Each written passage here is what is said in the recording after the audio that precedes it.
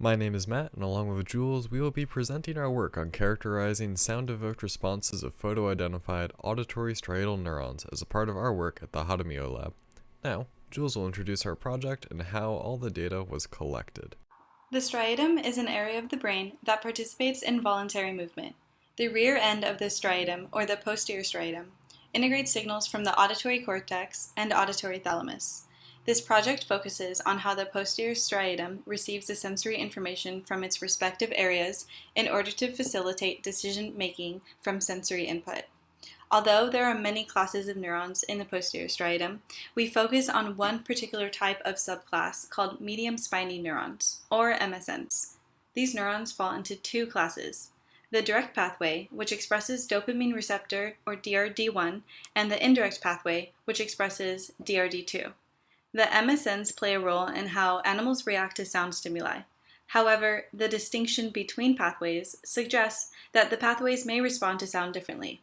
This leads to our research question, which is, do direct and indirect pathway neurons respond differently to sound stimuli in naive mice? For our project, we used the light-sensitive protein, channel rhodopsin 2, to activate DRD1 neurons in transgenic mice, as seen in Figure 1b. Neurons were recorded extracellularly using silicon probe electrophysiology, and optogenetics was used to identify neuron types while recording.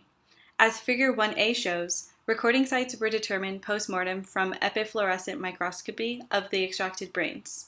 Fluorescent signals of the dye in the posterior striatum are those that are false-colored blue, while fluorescent signals of the dye in auditory cortex are false-colored red. From the electrophysiology recordings, we were able to successfully identify many types of neurons while presenting various sound stimuli. Our first result deals with pure tone presentations, which were played for 100 milliseconds and included 16 different frequencies and 12 intensities. We compared the bandwidth, minimum sound threshold, latency of response, onset to sustained ratio of the responses, and the monotonicity of the responses between direct and non-direct pathway neurons. While no differences were found in the tuning width, as seen in panel C, sound intensity threshold, panel D, or monotonicity of the neurons, panel G, there was an observable difference in how long the cells took to respond after sound presentation, as seen in panel E, as well as the strength of their onset responses compared to the sustained response in panel F. Direct pathway cells had both a shorter latency and stronger onset response.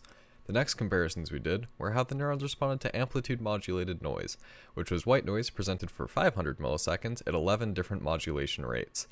We observed non-direct pathway neurons being able to discriminate both the rate of the modulation as well as the phase of the sound with higher accuracy than direct pathway neurons, as shown in panels E and F. Because these neurons are a part of a decision-making pathway, we did not expect there to be many differences in how these two populations respond to sound in naive animals. The mice have no behavior associated with the sounds and therefore will not be making any decisions in response to them.